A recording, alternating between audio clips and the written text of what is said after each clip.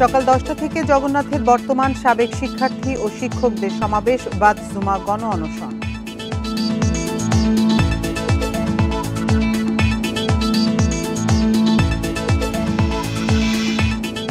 এ সরকারের হাতে সার্বভৌমত্ব নিরাপদ নয়, মন্তব্য মির্জা আব্বাসের। সমাধান দেখছেন নির্বাচিত সরকারে।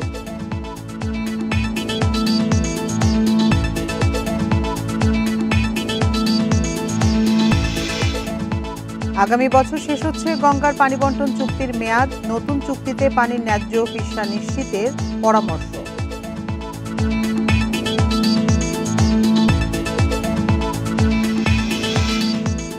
কুমিল্লায় নাম সর্বস্ব হাসপাতালের ছড়াছড়ি, সরকারি হাসপাতালের সেবাও দালাল নির্ভর।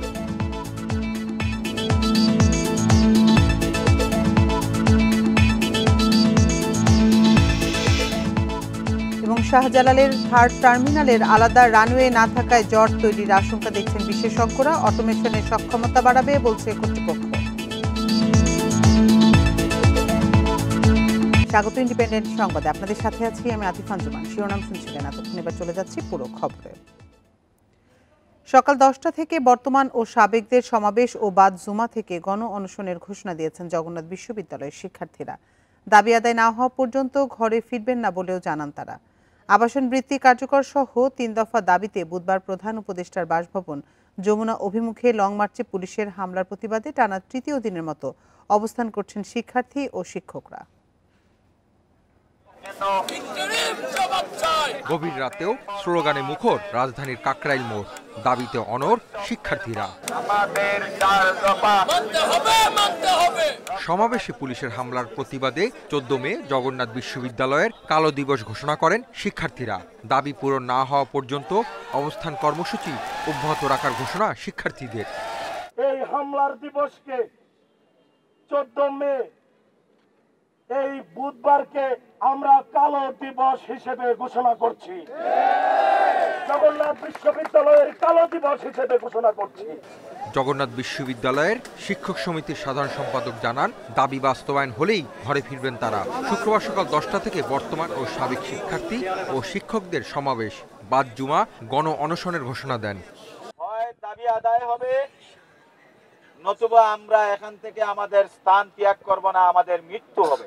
বাদ জুমা, আমাদের সামনে আর কোনো গত্যন্তর নেই, আমরা গণ অনশনে বসে যাব।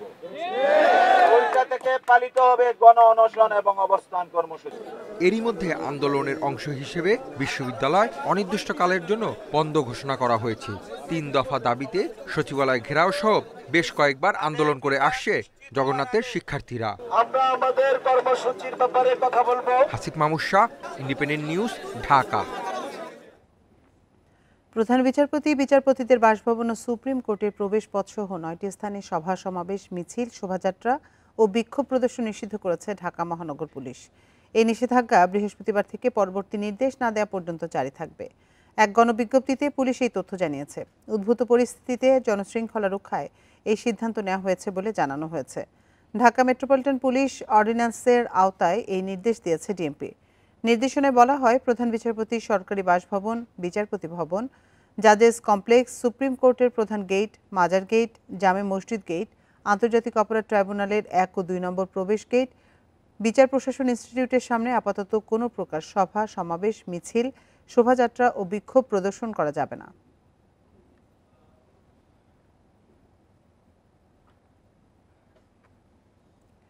ঢাকা বিশ্ববিদ্যালয়ে ছাত্র শাহরিয়ার আলম শাম্য হত্যা রাজনৈতিক কারণে হয়েছে বলে অভিযোগ করেছেন বিএনপির সিনিয়র যুগ্ম মহাসচিব রুহুল কবির রিজভী।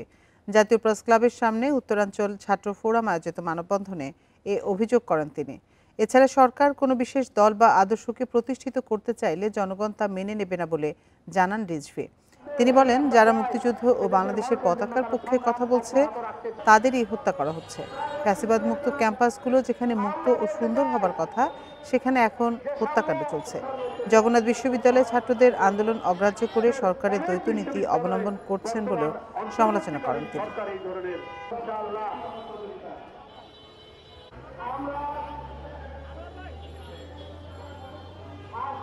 দলের একটি সম্পাদকীয় পদে রয়েছে, যারা দেশের পক্ষে, যারা আগ্রাসনের বিরুদ্ধে, যারা দেশের স্বাধীনতার পক্ষে, যারা জাতীয় সঙ্গীতের পক্ষে, যারা জাতীয় পতাকার পক্ষে, তাদের জীবন চলে যায়। আমি এই জন্যই বলেছি যে নিশ্চয়ই এর পেছনে কোন রাজনৈতিক কারণ আছে।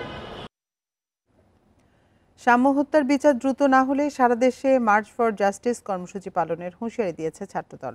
বৃহস্পতিবার ঢাকা বিশ্ববিদ্যালয়ের ভিসি চত্বরে ছাত্রদল নেতা শাহরিয়ার আলম সাম্য হত্যার প্রতিবাদে ছাত্রদলের কালো ব্যাজ কর্মসূচিতে এ ঘোষণা দেন সংগঠনের নেতারা। হত্যার সুষ্ঠু তদন্ত ও বিচারিক কার্যক্রম জনসম্মুখে প্রকাশ করার দাবিও জানান তারা।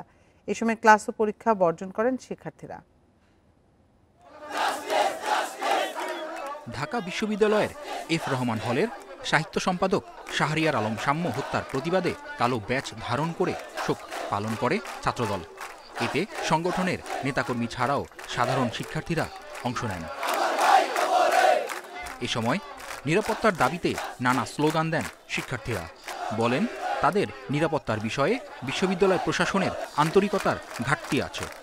ঢাকা বিশ্ববিদ্যালয়ের মতো একটা সিকিউর জায়গায় নৃশংসভাবে হত্যা করা হয়েছে। তার প্রতিবাদে আজকে বাংলাদেশ জাতীয়তাবাদী ছাত্রদলের উদ্যোগে এই বিসি চত্বরে আমরা তার হত্যার বিচারের দাবিতে জাতীয়তাবাদী ছাত্রদল এখানে অবস্থান কর্মসূচি পালন করছে। আমার ভাইয়ের আজকের দিনে যাতে ওর খুনের সঠিক বিচার হয়। সাম্য হত্যার বিচার দ্রুত না হলে সারা দেশে কঠোর কর্মসূচি পালনের হুঁশিয়ারি দেন ছাত্রদল সভাপতি। বাংলাদেশের একটি ক্ষুদ্র সংগঠন রয়েছে, 1971 সালের পরাজিত শক্তিতে দূষণ রয়েছে, যারা ঢাকা বিশ্ববিদ্যালয়ে এখনো ক্ষুদ্র অবস্থায় রাজনীতি করে। সেই সংগঠনের নেতা কর্মীরা সাম্যর হত্যাকাণ্ড নিয়ে সোশ্যাল মিডিয়ায় প্রপাগান্ডা ছড়িয়েছে। ছাত্রদল সভাপতির অভিযোগ, ক্যাম্পাসের আশপাশে এখনও একটি কুচক্রী মহল গুপ্ত থেকে নানা ধরনের অপপ্রচার চালাচ্ছে। এদের চিহ্নিত করে আইনের আওতায় আনার দাবিও জানান তিনি। নিরাপদ ক্যাম্পাসে দাবি পালন তারা পূরণ করবে, শিক্ষার্থীদের দাবি পূরণ করবে। বিচারের দাবিতে আবারও মার্চ ফর জাস্টিস কর্মসূচি পালন করবো আমরা। সাম্যের রুহের মাগফিরাত কামনায় শুক্রবার বাদ আসর বিশ্ববিদ্যালয় জামে মসজিদে মিলাদ ও দোয়া মাহফিলে সকলকে উপস্থিত থাকার আহ্বান জানিয়েছে ছাত্রদল। শিকদার মেহেদি, ইন্ডিপেন্ডেন্ট নিউজ, ঢাকা। রাজধানীর সোহরাওয়ার্দী উদ্যানে দোকানপাট সহ অবৈধ স্থাপনা উচ্ছেদ করেছে ঢাকা দক্ষিণ সিটি কর্পোরেশন। উদ্যানের নিরাপত্তার স্বার্থে উচ্ছেদ করা হয় বলে জানিয়েছেন সংশ্লিষ্টরা। এদিকে উচ্ছেদ অভিযানের বিষয়ে কোনো ঘোষণা না থাকায় ক্ষোভ জানিয়েছেন ক্ষতিগ্রস্ত দোকানিরা।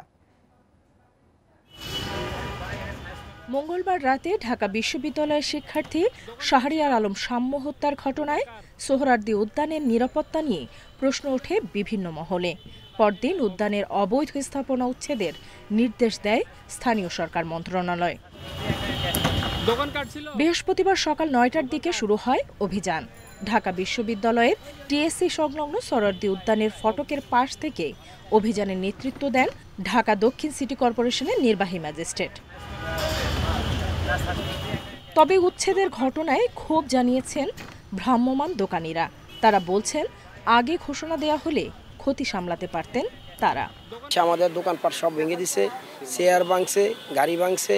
আমাদের এক একটা দোকানের ভিতরে কিছু খাবার সামান টামান ছিল, কিছু বের করতে জানি, টোটালি সব কিছু ভাঙা হয়েছে।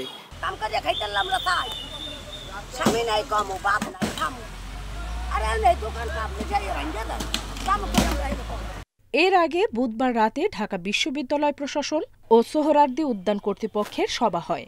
এতে রাত ৮টার পর উদ্যানে জনসাধারণের প্রবেশ নিষিদ্ধের সিদ্ধান্ত হয়। নুরসেলিনা শিউলি, ইন্ডিপেন্ডেন্ট নিউজ, ঢাকা। দেশের ভৌগোলিক অখণ্ডতা এ সরকারের হাতে নিরাপদ নয় বলে মন্তব্য করেছেন বিএনপির স্থায়ী কমিটির সদস্য মির্জা আব্বাস। বৃহস্পতিবার বিকেলে কুমিল্লা শিল্পকলা একাডেমিতে বিএনপির সদস্য ফর্ম নবায়ন ও বিতরণ অনুষ্ঠানে তিনি মন্তব্য করেন। মির্জা আব্বাস বলেন, নির্বাচন যে কোনো রাজনৈতিক দলের ন্যায্য অধিকার, ভোটের অধিকারও জনগণের ন্যায্য অধিকার। তবে নির্বাচনের কথা বললে এ সরকার অস্বস্তিতে পড়ে। দেশের স্বাধীনতা ও সার্বভৌমত্ব বর্তমান সরকারের কাছে নিরাপদ নয় মন্তব্য করে তিনি আরও বলেন, দেশের ভৌগোলিক অখণ্ডতা আজ হুমকির মুখে। গত ৮ মাসে ৯০,০০০ কোটি টাকা পাচার হয়েছে জানিয়ে মির্জা আব্বাস বলেন, যারা এ সরকারে আছে তারাই এখন চাঁদাবাজি করছে। হয়তো আমার সঙ্গে আপনার সঙ্গে একটা যোগাযোগ আছে কিংবা ছিল ব্যক্তিগত, মিটিংও করে নাই, হয়তো আমার সঙ্গে আপনার সঙ্গে একটা যোগাযোগ আছে কিংবা ছিল। স্বাধীনতা সার্বভৌমত্ব নিরাপদ নয় এই সরকারের হাতে। আমি আবার বলছি, এই সরকারের হাতে আমার দেশের ভৌগোলিক অখণ্ডতা নিরাপদ নয়। সাঙ্গপাঙ্গ যারা আছে এই সরকারের, তারাই নিজেরা এখন চাঁদাবাজি করতেছে, লুট তরাজ ব্যাংক ডাকাতি এরাই করতেছে। 90,000 কোটি টাকা গত 8 মাসে পাচার হয়ে গেছে। দুর্নীতির ও অনিয়মের অভিযোগে দুই উপদেষ্টা সাবেক এপিএস পিও এবং এনসিপির সাবেক নেতা গাজী সালাউদ্দিন তানভীরকে তলব করেছে দুদক। আগামী 20, 21 ও 22 মে দুদকের মুখোমুখি হতে হচ্ছে তাদের। এদিকে ঋণের নামে 400 কোটি টাকা আত্মসাতের অভিযোগ ন্যাশনাল ব্যাংকের পরিচালনা পর্ষদ এবং সাদ মুসা গ্রুপের বিরুদ্ধে মামলা করেছে দুদক। সম্প্রতি অন্তর্বর্তী সরকারের উপদেষ্টা আসিফ মাহমুদ সজীব ভুঁইয়ার সাবেক এপিএস মোয়াজ্জেম হোসেন ও স্বাস্থ্য উপদেষ্টা নূরজাহান বেগমের সাবেক ব্যক্তিগত কর্মকর্তা তুহিন ফারাবীর বিরুদ্ধে 100 কোটি টাকার তদবির বাণিজ্যের অভিযোগ ওঠে। একইভাবে এনসিপি থেকে অব্যাহতি পাওয়া যুগ্ম সদস্য সচিব সালাউদ্দিন তানভীরের বিরুদ্ধেও কমিশন বাণিজ্যের অভিযোগ উঠেছে। এসব অভিযোগ নিয়ে অনুসন্ধানের নামে দুদক গঠন করা হয় 3 সদস্যের কমিটি। এবার অভিযুক্ত 3 জন সহ স্বাস্থ্য উপদেষ্টার আরেক ব্যক্তিগত কর্মকর্তা ডাক্তার মাহমুদুল হাসানকে চলতি মাসে তলব করেছে দুদক। দুর্নীতি দমন কমিশনের উপর আপনারা আস্থা রাখুন। দুর্নীতিগ্রস্ত যে কোনো ব্যক্তি সুনির্দিষ্ট বস্তুনিষ্ঠ যদি কোনো অভিযোগ দাখিল করা হয়, সেগুলির বিষয়ে আইনানুগ ব্যবস্থা গ্রহণ করা হবে। দুর্নীতির অভিযোগে এসব ব্যক্তির বিরুদ্ধে তদন্ত ও তাদের গ্রেপ্তারের দাবি ওঠে। তবে দুদক মহাপরিচালক জানান, কারো চাপে নয়, বরং আইন অনুযায়ী কাজ করবে সংস্থাটি। অনুসন্ধান দল এই অভিযোগ প্রমাণের জন্য সহায়ক যে সমস্ত দালিলিক প্রমাণাদি প্রয়োজন, সেই সব দালিলিক প্রমাণাদি সংগ্রহের জন্য রেকর্ডপত্রের জন্য অধিযাচনপত্র প্রেরণ করেছেন এবং অভিযোগ সংশ্লিষ্ট যারা রয়েছেন তাদেরকেও তাদের বক্তব্য গ্রহণের জন্য ইতিমধ্যে পত্র প্রেরণ করেছেন। এদিকে ঋণের নামে 404 কোটি টাকা আত্মসাতের অভিযোগে ন্যাশনাল ব্যাংকের সাবেক পরিচালনা পর্ষদের সদস্য পারভিন হক শিকদার, রণহক শিকদার সহ 16 জনের বিরুদ্ধে মামলা করেছে দুদক। রিশাদ হুদা, ইন্ডিপেন্ডেন্ট নিউজ, ঢাকা। ঢাকার আশুলিয়ায় এনসিপি শ্রমিক উইং ও বৈষম্য বিরোধী আন্দোলনের নেতাদের উপর হামলার অভিযোগ উঠেছে সীসা কারখানার শ্রমিকদের বিরুদ্ধে। এতে আহত হয়েছেন 8 জন। বুধবার মধ্যরাতে শিমুলিয়ার রাঙামাটি এলাকায় ঘটনা ঘটে। আহতদের দাবি, রাতে বৈষম্য বিরোধী আন্দোলনের নেতাকর্মীরা ওই এলাকায় ঘুরতে যান। এ সময় একটি অবৈধ সীসা কারখানার পরিবেশ দূষণের ভিডিও ধারণ করতে গেলে তাদের উপর হামলা হয়। এতে আহত হন এনসিপি শ্রমিক উইংয়ের কেন্দ্রীয় সংগঠক রিফাত আহমেদ ইমন, বৈষম্য বিরোধী আন্দোলনের সাভার উপজেলা শাখার যুগ্ম সদস্য সচিব তৌহিদুল ইসলাম সানভি সহ 8 জন। পরে আহতদের বিভিন্ন হাসপাতালে ভর্তি করা হয়। এ বিষয়ে অভিযোগ পেয়েছে পুলিশ, তদন্ত করে ব্যবস্থার আশ্বাস তাদের।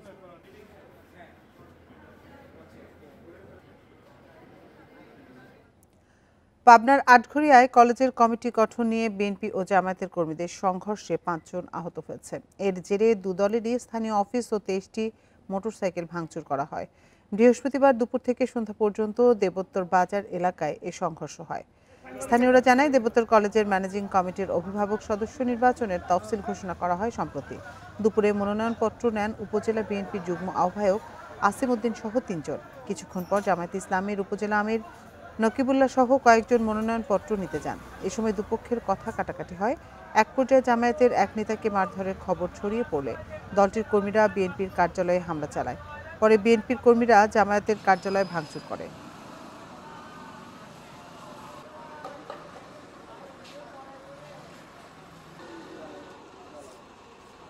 চট্টগ্রাম কালুরঘাট সেতুর নাম ছাড়া ভিত্তিপ্রস্তর স্থাপন করায় প্রশংসা ভাসছেন প্রধান উপদেষ্টা অধ্যাপক ডক্টর মোহাম্মদ ইউনূস।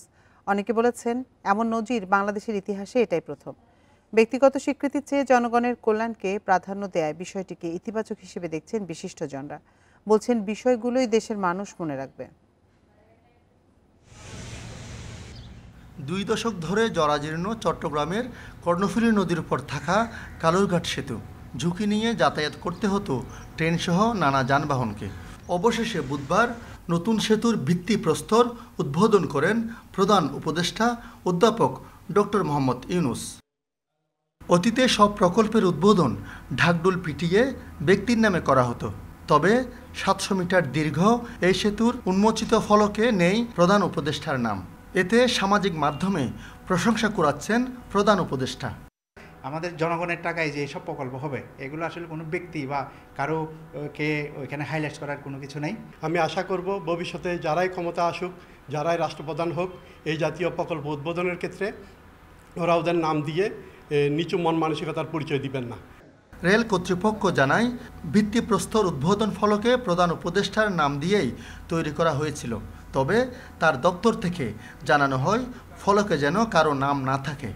কাগজে লিখে পাঠিয়েছিলাম, তো সেখানে স্যারের অফিস থেকে ইনস্ট্রাকশন দেওয়া হয়েছে যে স্যার নামটা ব্যবহার করতে চাচ্ছেন না। পরবর্তীতে আমরা ফাইনাল ফলক তৈরি করার সময় স্যারের নাম ছাড়া এইভাবেই তৈরি করছি।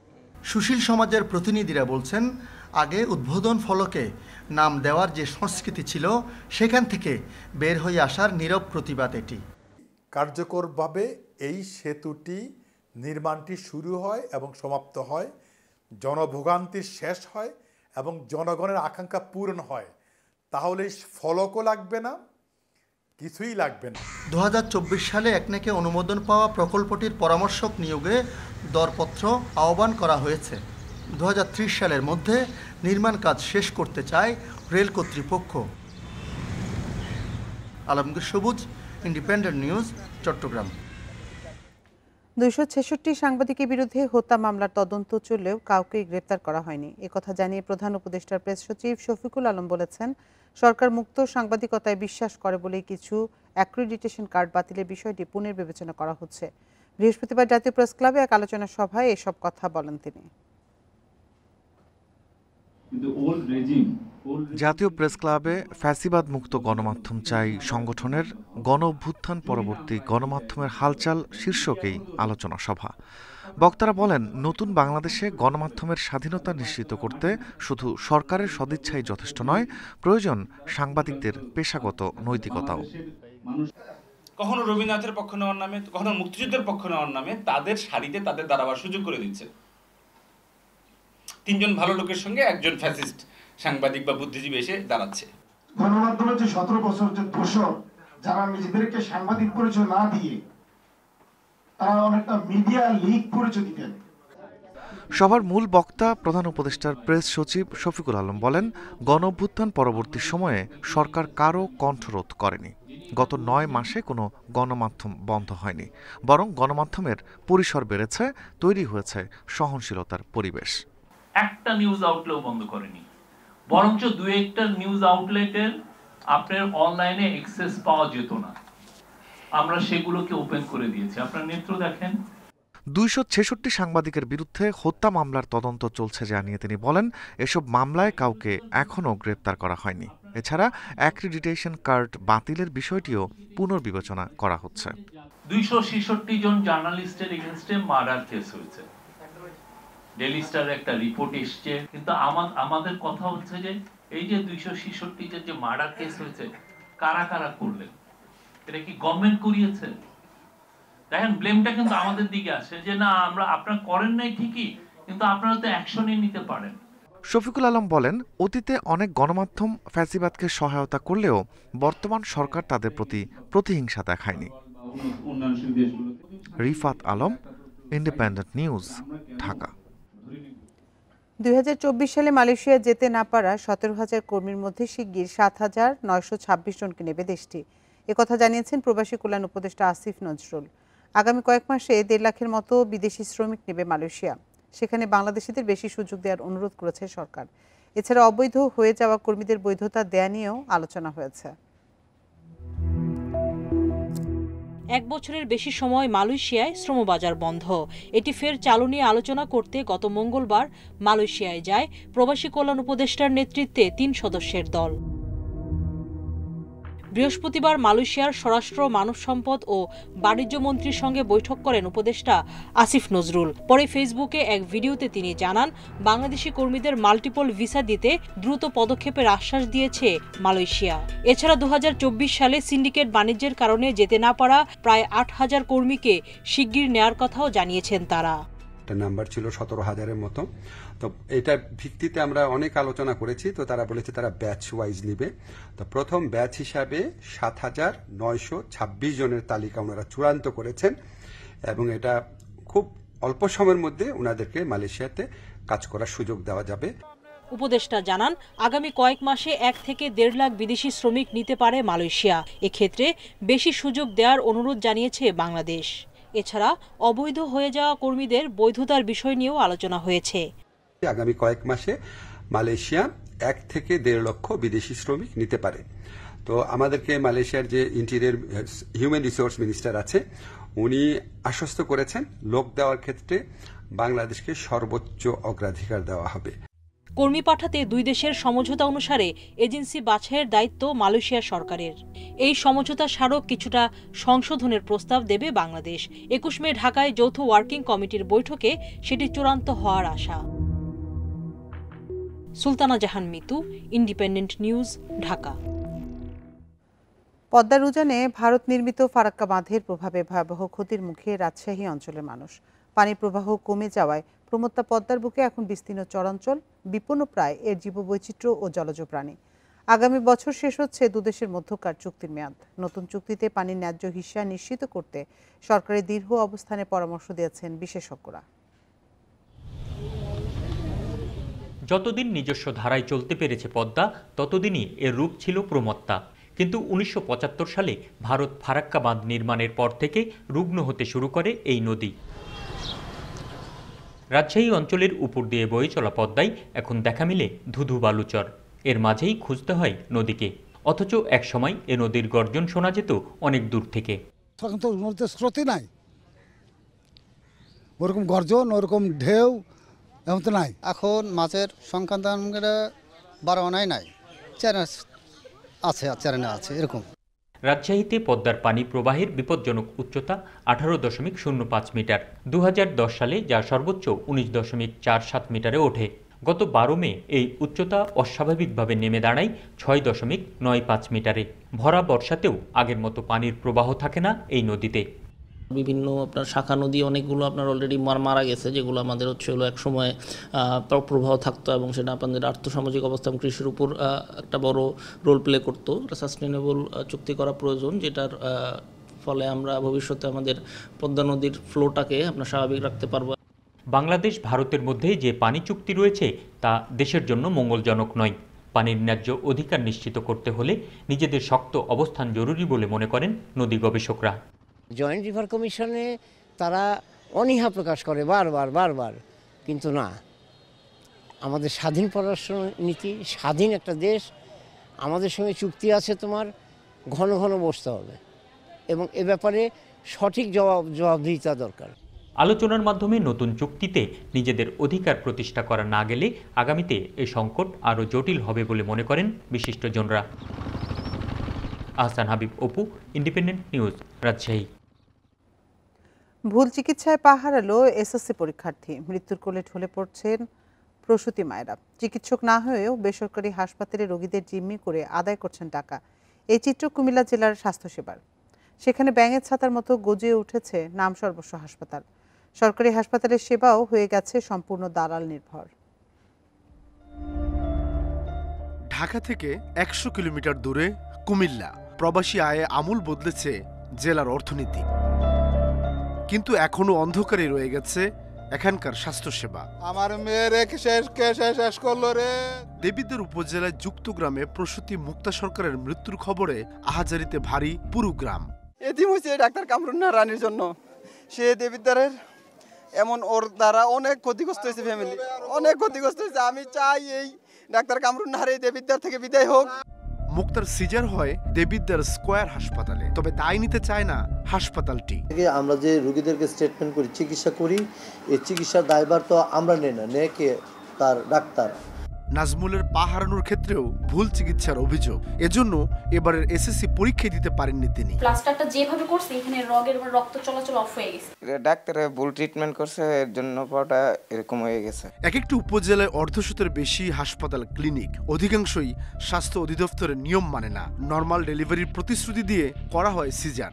এটা হচ্ছে গৌরীপুরে একমাত্র নর্মাল ডেলিভারি প্রতিষ্ঠান। নর্মালি ভাবে ডেট দিছিল 21 তারিখ, তো যেহেতু নর্মালি হবে না তো এই জন্য সিজার করতেছিল। এমন পরিস্থিতি যে শুধুই বেসরকারি হাসপাতাল তা নয়, কুমিল্লা মেডিকেল কলেজ হাসপাতালের চিত্র আরও ভয়াবহ। দালালরা রোগী ভাগিয়ে নিচ্ছে অন্য হাসপাতালে, অ্যাম্বুলেন্স চালকরা নিয়ন্ত্রণ নেয় হাসপাতালের। আমি ডাক্তারের সাথে কথা বলতে আসছি, হ্যাঁ আমার সাথে দালালি শুরু করছে। হাসপাতালের নানা অভিযোগ নিয়ে জানতে চাইলে জনবল সংকটের অজুহাত দেন পরিচালক। টানাপোড়েনের মধ্যেই আমরা আছি, এটা নিয়ে চলতেছি। আর যেটি কথা হচ্ছে যে জনগণকে সচেতন হতে হবে। আপনি তো একটা হসপিটালে ভর্তি হলেন, এখানে একটা সিস্টেম আছে, এখানকার ম্যান পাওয়ার আছে, আপনি তো আদেশ পাওয়ান্ন হন। দরকার হলে আপনি ডাইরেক্টর সাহেবকে ফোন করেন যে আমার রোগী ভাগায় নিয়ে চলে যাচ্ছে। এদিকে সিভিল সার্জন দাবি করেছেন অভিযোগ পেলেই ব্যবস্থা নেওয়া হয়। চেষ্টা করে যাচ্ছি, আমরা কন্টিনিউয়াস সুপারভিশনে রাখতেছি, তারপরেও কিছকিছু ঘটছে এবং ঘটলেই আমরা সাথে সাথে অ্যাকশন নিচ্ছি। কুমিল্লা জেলায় বর্তমানে 570টির বেশি বেসরকারি হাসপাতাল ক্লিনিক রয়েছে, এর মধ্যে 160টিরই লাইসেন্স নেই।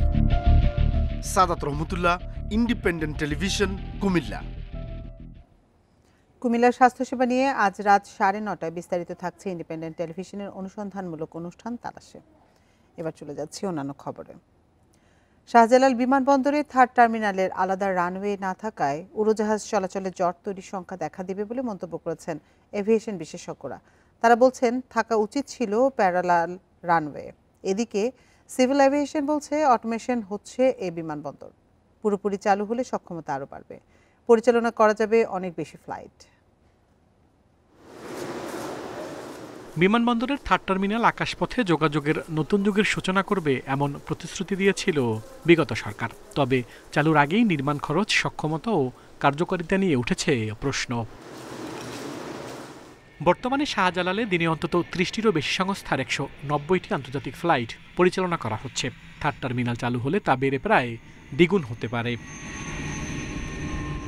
এভিয়েশন বিশেষজ্ঞরা বলছেন বর্তমানে একটি রানওয়েতে উড়োজাহাজ ওঠানামায় 10 থেকে 25 মিনিট পর্যন্ত অপেক্ষা করতে হয়। সেখানে আরেকটি রানওয়ে তৈরি না করে সেবা বাড়ানোর চিন্তা অযৌক্তিক। শুরুতে যে প্যারালাল রানওয়ের কনসেপ্টটা ছিল সেটা থাকা উচিত ছিল, মাস্ট। বর্তমান যুগে এই ধরনের একটা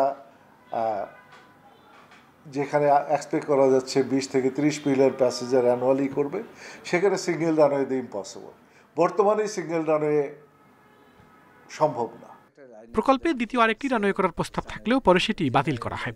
সিভিল এভিয়েশন কর্তৃপক্ষের দাবি, বিমানবন্দরকে ম্যানুয়াল পদ্ধতি থেকে অটোমেশনে কনভার্ট করা হয়েছে, তাই একটি রানওয়ে দিয়ে উড়োজাহাজ পরিচালনায় কোনো শঙ্কা দেখছেন না তারা। কমপ্লিটলি অটোমেটেড সিস্টেমে যাচ্ছি, সেই সিস্টেমে তো একটা আপনাকে ধীরে ধীরে যেতে হবে। এই ট্রানজিশন যেন সুন্দর এবং স্মুথ লাগে হয়, সেই জন্য কিন্তু আমরা একটা প্রোগ্রাম করে গত 3 দিন ধরে অলরেডি অপারেশন শুরু হয়েছে এবং কন্টিনিউয়াসলি অপারেশন চলতে থাকবে। 2টা টাওয়ার থেকে কন্টিনিউ অপারেশন হচ্ছে, একটা হলো আগের টাওয়ার থেকে, একটা হলো নতুন টাওয়ার থেকে, যেটা হলো অটোমেটেড টাওয়ার। তো 2টা টাওয়ার থেকে হলে আমাদের কন্ট্রোলাররা যাদের ইয়েগুলো আছে আস্তে আস্তে সুইপ করে একটা সময় by October will be CNS এবং এটিএম যে সিস্টেম আছে ফুলি অটোমেটেড হয়ে যাবে, ইন্টিগ্রেটেড হয়ে যাবে এবং আমরা কমপ্লিট অপারেশন করব। 3rd টার্মিনালের প্রায় 100% কাজ শেষ, চলছে সর্বশেষ কিছু সরঞ্জাম বসানো এবং ভিআইপি অংশের ভেতরের অল্প কিছু কাজ। এখন পর্যন্ত ফ্লাইট পরিচালনার অনুমতি পেয়েছে পাকিস্তানের ফ্লাই জিন্না ও এআরসিআর। আল আমিন হোসেন, ইন্ডিপেন্ডেন্ট নিউজ, ঢাকা। গোপালগঞ্জে বাস ট্রাক সংঘর্ষে 3 জন নিহত হয়েছেন, আহত হয়েছেন অন্তত 28 জন। বৃহস্পতিবার রাতে কাশিয়ানী উপজেলার মিল্টন বাজার এলাকায় এই দুর্ঘটনা ঘটে। পুলিশ জানায় বাগেরহাটের মোংলা থেকে ছেড়ে আসা বলেশ্বর পরিবহনের বাস চট্টগ্রাম যাচ্ছিল। পথে ঢাকা খুলনা মহাসড়কের মিল্টন বাজার এলাকায় পৌঁছালে বিপরীতমুখী একটি ট্রাকের সঙ্গে সংঘর্ষ হয়। এতে বাস ও ট্রাকের সামনের অংশ দুমড়ে মুচড়ে যায়। ঘটনাস্থলে মারা যান ট্রাকের ড্রাইভার সহ 3 জন। গুরুতর আহত 18 জনকে গোপালগঞ্জ জেনারেল হাসপাতালে ভর্তি করা হয়েছে।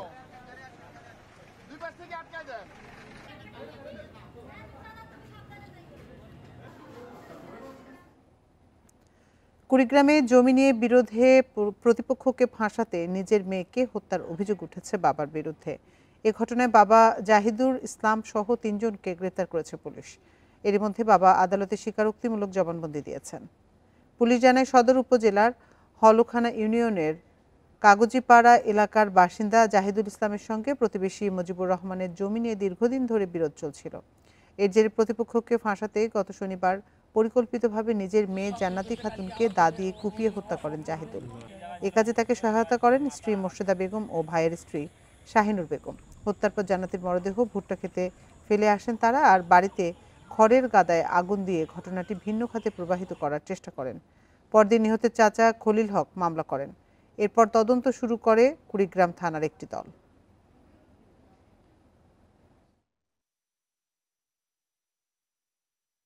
জিজ্ঞাসাবাদের এক পর্যায়ে তার বড় চাচি শাহিনুর বেগম আমাদের কাছে স্বীকার করে যে সে নিজে তার জান্নাতীর পিতা জাহিদুল ইসলাম এবং জান্নাতীর মা মোর্শেদা বেগম অত্র হত্যাকাণ্ডে জড়িত। গ্যাস সংকটের কারণে মারাত্মকভাবে ব্যাহত হচ্ছে গাজীপুরের কারখানাগুলোর উৎপাদন, পাশাপাশি বেড়েছে লোডশেডিং। ডিজেল চালিত জেনারেটরে খরচ বাড়ার কারণে বাড়ছে উৎপাদন ব্যয়, কমেছে উৎপাদন সক্ষমতা। এই পরিস্থিতিতে কারখানা সচল রাখা নিয়ে দুশ্চিন্তায় মালিকেরা। গাজীপুরে বেশিরভাগ কারখানা তৈরি পোশাক শিল্পের, এছাড়া রয়েছে ওষুধ, চামড়া, সিরামিকের কারখানাও। এসব কারখানার যন্ত্রপাতি সচল রাখার জন্য কমপক্ষে ৩ PSI গ্যাস সরবরাহ লাগে, কিন্তু পাওয়া যাচ্ছে মাত্র 0.5 থেকে 1 PSI। এই অবস্থায় অধিকাংশ সময় বেকার বসে থাকতে হচ্ছে শ্রমিকদের, ব্যাহত হচ্ছে উৎপাদন, কমেছে গ্যাস চালিত বিদ্যুৎ কেন্দ্রের উৎপাদন সক্ষমতাও। ফলে শিল্প বাণিজ্যিক প্রতিষ্ঠানগুলোতে বিদ্যুৎ সরবরাহ ব্যাহত হচ্ছে। তাই সময়মতো পণ্য সরবরাহ এবং শ্রমিকদের বেতন ভাতা পরিশোধ নিয়ে দুশ্চিন্তায় উদ্যোক্তারা। আমরা আমাদের যে অর্ডারগুলি আছে সময় মতো সেগুলি ডেলিভারি করতে পারছি না। তো গভর্নমেন্ট যদি আমাদেরকে সোলার সিস্টেমের জন্য যদি একটু সহযোগিতা করতো। কিভাবে আমরা ওয়ার্কারের বেতন এবং বোনাস দিব সেই চিন্তা করতেছি। কারখানা বাঁচাতে দ্রুত গ্যাস ও বিদ্যুৎ সংকট দূর করার আহ্বান জানিয়েছে বিজিএমইএ। এর মধ্যে অনেক প্রতিষ্ঠান আমাদের আজকে বন্ধের পথে, অনেক প্রতিষ্ঠান বিকল্প জ্বালানি হিসেবে ডিজেল জেনারেটর তারা ভাড়া করেছে, কিন্তু এর মাধ্যমে এর খরচ অনেক বেশি বেড়ে গিয়েছে। সো এটা আমাদের জন্য অনেক প্রবলেম হচ্ছে। সংকট নিরসনে নানা উদ্যোগের কথা জানিয়েছে তিতাস কর্তৃপক্ষ। গ্যাস লাইনের সরবরাহ বাড়লেই সমস্যার সমাধান হবে। 360 থেকে 70 মিলিয়ন প্রতিদিন পাচ্ছি। এখানে গ্যাসের আমাদের ঘাটতি আছে, যার কারণে কিছু কিছু এলাকায় গ্যাসের চাপ স্বল্পতা রয়েছে। এই ঘাটতি পূরণের জন্য সরকার তথা তিতাস গ্যাস কর্তৃপক্ষ থেকে বিভিন্নভাবে উদ্যোগ গ্রহণ করা হচ্ছে। গাজীপুরে 5000-এর মতো ছোট বড় কারখানা রয়েছে, এগুলোর বেশিরভাগই গ্যাস সরবরাহের উপর নির্ভরশীল। Independent news. জালিয়াতির মাধ্যমে চট্টগ্রাম বন্দরের 50 কোটি টাকা ভাড়া ফাঁকির চেষ্টার অভিযোগে বসুন্ধরা মাল্টি স্টিলের বিরুদ্ধে মামলা হয়েছে। বৃহস্পতিবার বন্দরের সচিব ওমর ফারুক স্বাক্ষরিত এক বিজ্ঞপ্তিতে তথ্য জানানো হয়। বিজ্ঞপ্তিতে বলা হয়, 2024 সালের 12 জুন থেকে চলতি বছরের 2রা জানুয়ারি পর্যন্ত 204 কন্টেইনার যন্ত্রপাতি আমদানি করে বসুন্ধরা মাল্টি স্টিল। প্রতিষ্ঠানটি যথাসময়ে এসব কন্টেইনার খালাস করেনি। তবে প্রতিষ্ঠানটি গত 12 মে ভাড়া মাফের জন্য বন্দরকে চিঠি পাঠায়। চিঠিতে 1 মাসের মধ্যে আমদানি করা মালামালের 60% খালাসের কথাও জানায় বসুন্ধরা মাল্টি স্টিল। বন্দর কর্তৃপক্ষ বিষয়টি অনুসন্ধান করলে চিঠিটি ভুয়া বলে প্রমাণিত হয়। পরে প্রতিষ্ঠানটির বিরুদ্ধে ভাড়া ফাঁকি দেওয়ার চেষ্টার অভিযোগ এনে মামলা করে বন্দর কর্তৃপক্ষ।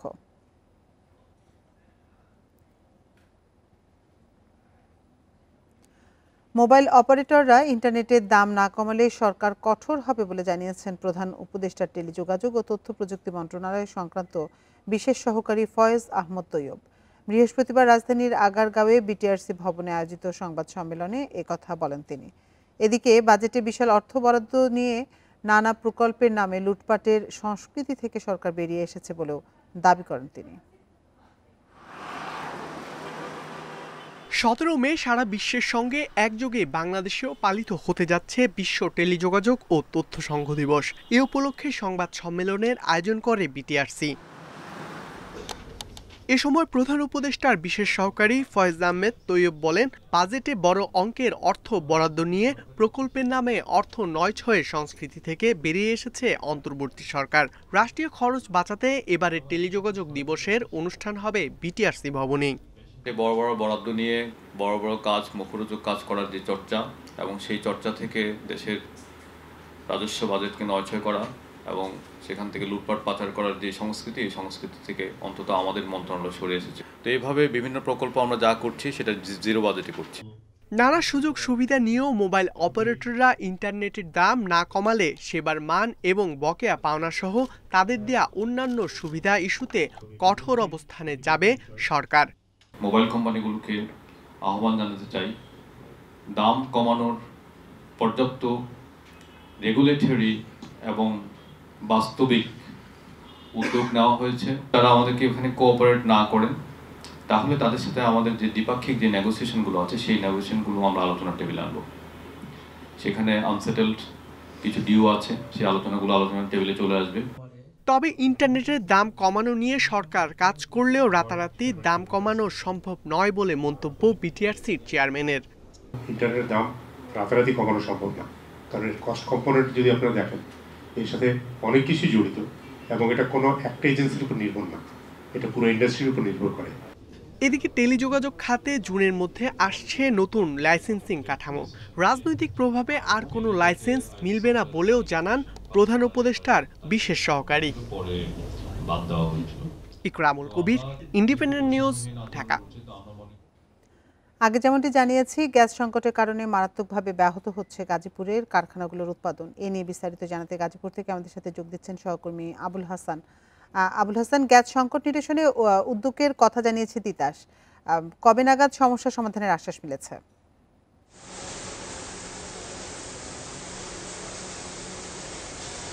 দেখুন, আমরা তিতাস কর্তৃপক্ষের সঙ্গে কথা বলেছিলাম। তিতাস কর্তৃপক্ষ যেটি জানিয়েছে যে বর্তমানে গাজীপুরে 600 মিলিয়ন ঘনফুট গ্যাসের চাহিদা রয়েছে, তার বিপরীতে কিন্তু 350 মিলিয়ন ঘনফুট গ্যাস পাচ্ছেন তারা, অর্থাৎ প্রায় অর্ধেক পরিমাণ গ্যাসের সরবরাহ রয়েছে সঞ্চালন লাইনে। ফলে এখানে যে অবস্থাটি হয়েছে যে কারখানাগুলোতে কাঙ্ক্ষিত মাত্রায় গ্যাস পাচ্ছেন না। কারখানার মালিকরা যেটি বলছেন যে তাদের 15 PSI গ্যাসের চাপ থাকার কথা একটি মেশিন বা বয়লার মেশিন চালাতে গেলে, সেক্ষেত্রে তার 1 PSI বা কখনো কখনো 0.5 PSI পাচ্ছেন, অর্থাৎ একেবারে কম চাপে গ্যাস সরবরাহ হচ্ছে। ফলে তারা যে উৎপাদন প্রক্রিয়ায় যাচ্ছেন সেখানে কিন্তু দারুণভাবে ক্ষতিগ্রস্ত হচ্ছেন, তারা অনেক সময় মেশিন চালাতে পারছেন না। এবং আপনি জানেন যে গ্যাসের সংকটের পাশাপাশি কিন্তু বিদ্যুতের লোডশেডিং রয়েছে। ফলে এখানকার মালিকরা বলছেন যে এই জ্বালানি সরবরাহ নিয়ে তারা বেশ দুশ্চিন্তায় রয়েছেন, কারণ হচ্ছে যে পণ্য যে উৎপাদন প্রক্রিয়া সেটি প্রায় 30% নেমে গেছে বলে তারা বলছেন। এবং তিতাস কর্তৃপক্ষ যেটি বলছে যে এই যে সংকট সেটি সমাধানের জন্য নানা উদ্যোগ রয়েছে। সরকার শিল্প খাতে গ্যাস দেওয়ার জন্য ইতিমধ্যে একটি নীতিগত সিদ্ধান্ত নিয়েছে অগ্রাধিকার ভিত্তিতে, সেটি যদি বাস্তবায়িত হয় এবং সঞ্চালনের যে চাপটি সেটি যদি বাড়ানো যায়, সেক্ষেত্রে এই সমস্যা দ্রুতই সমাধান হবে এবং সেই লক্ষ্যে তারা নানা উদ্যোগ নিয়েছেন বলে তিতাস কর্তৃপক্ষ আমাদেরকে জানিয়েছেন। তবে মালিকরা যেটি বলছেন যে এই যে অবস্থা এখন এখানে কারখানাগুলোতে, সেইগুলো যদি দ্রুত সমাধান করা না হয়, বিশেষ করে বিদ্যুৎ এবং গ্যাস সরবরাহ যদি কাঙ্ক্ষিত মাত্রায় না হয়, তাহলে তাদের সামনের দিনগুলোতে, বিশেষ করে সামনে যে ঈদুল আজহা রয়েছে, সেখানে বেতন ভাতা নিয়ে শ্রমিকদের তাদের দিতে গিয়ে কিছুটা সমস্যা হবে। এবং সেই লক্ষ্যে তারা বলছেন যে সরকারের উচিত এক্ষেত্রে দ্রুত নজর দেওয়া এবং যাতে দ্রুত সম্ভব এই সমস্যার সমাধান করে শিল্প খাতে গ্যাস এবং বিদ্যুৎ সরবরাহ নিরবিচ্ছিন্ন করা। তা না হলে এই শিল্প যেমন টিকে রাখা কষ্টকর হবে, তেমনি শ্রমিকদের বেতন ভাতা নিয়ে তাদের সমস্যা হবে বলে এখানকার মালিকরা বলছেন। তো এই ছিল গাজীপুরের তিতাসের গ্যাসের সর্বশেষ খবর। গাজীপুর থেকে সবশেষ তথ্য জানাচ্ছিলেন সহকর্মী আবুল হাসান। অবিলম্বে এনবিআর বিভক্তির অধ্যাদেশ বাতিল না করলে শনিবার থেকে কঠোর কর্মসূচির হুঁশিয়ারি দিয়েছে শুল্ক, ভ্যাট ও কর কর্মকর্তা কর্মচারীরা। বৃহস্পতিবার বিকেলে রাজস্ব বোর্ডে এক সংবাদ সম্মেলনে একথা জানান তারা। এ সময় তারা আরও বলেন, দীর্ঘদিন ধরে কাস্টমস ও ট্যাক্স সার্ভিসের হাজার হাজার কর্মকর্তা কর্মচারী রাজস্ব ব্যবস্থার টেকসই সংস্কারের দাবি করে আসছেন, অথচ সংস্কারের প্রধান অংশীজন হিসেবে তাদের মতামত গ্রহণ না করেই একটি অধ্যাদেশের মাধ্যমে নতুন কাঠামো প্রবর্তন করা হয়েছে, যা রাজস্ব ব্যবস্থায় অনিশ্চয়তা ও অস্থিরতা সৃষ্টি করবে। এমন পরিস্থিতিতে অধ্যাদেশ বাতিল না করলে শনিবার নতুন কর্মসূচি দেওয়া হবে বলেও জানায় এনবিআর সংস্কার ঐক্য পরিষদ।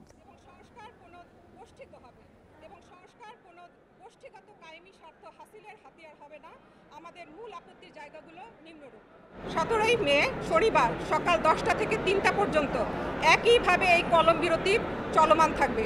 পূর্বের মতোই আন্তর্জাতিক সেবা, যাত্রী সেবা, রপ্তানি কার্যক্রম এবং জাতীয় বাজেট প্রণয়ন কার্যক্রম এই কর্মসূচির বহির্ভূত থাকবে। ইউক্যালিপটাস এবং আকাশমণি গাছের চারা উৎপাদন, বিক্রি ও রোপণ নিষিদ্ধ করেছে সরকার। পরিবেশ, প্রতিবেশ ও জীববৈচিত্র্য রক্ষায় এই সিদ্ধান্ত। বৃহস্পতিবার পরিবেশ ও বন মন্ত্রণালয়ের প্রজ্ঞাপনে এই নিষেধাজ্ঞা জারি করা হয়। ইউক্যালিপটাস প্রজাতির গাছ মাটি থেকে অতিরিক্ত পানি শোষণ করে, এতে মাটির আর্দ্রতা কমে যায়। শুষ্ক বা মৌসুমী জলবায়ু অঞ্চলে এটি মারাত্মক ক্ষতির কারণ হয়। এই গাছের পাতায় থাকা বিষাক্ত পদার্থ মাটিতে ছড়ানোর কারণে উর্বরতা নষ্ট হয়। বনায়নের ক্ষেত্রে নিষিদ্ধ 2 প্রজাতির গাছের বদলে দেশীয় ফলজ, বনজ বা ঔষধি গাছের চারা রোপণের পরামর্শ দেওয়া হয়েছে।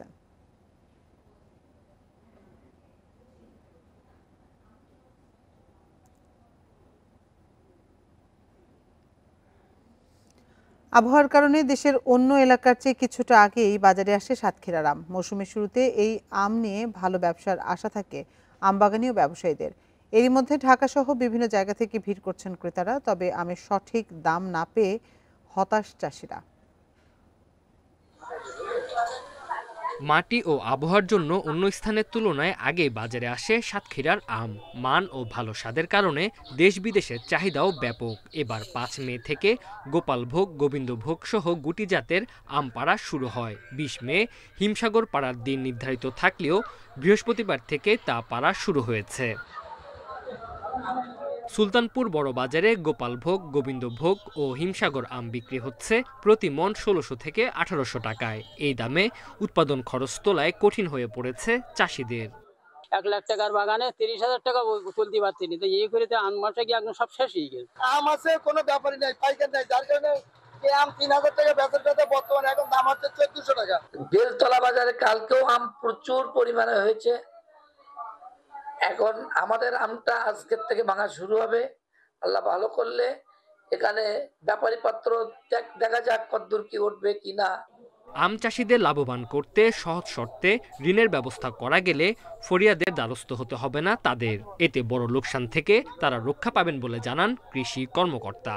আমার মনে হয় কৃষকরা যদি একটু দীর্ঘদিন আমগুলো পারেন এবং বাজারে যদি সরবরাহটা কম থাকে, কৃষকরা ভালো দাম পাবেন। আর আমরা কৃষকদের সহযোগিতার জন্য আমাদের ঊর্ধ্বতন কর্তৃপক্ষকে জানিয়েছি যে কৃষকদেরকে সহজ শর্তে ঋণ এবং প্রণোদনা যদি ব্যবস্থা করা যায়, তাহলে আমাদের যে ফড়িয়ারা আছে এবং আমাদের যে দাদন নির্ভর ব্যবসা আছে সেটা কমে যাবে।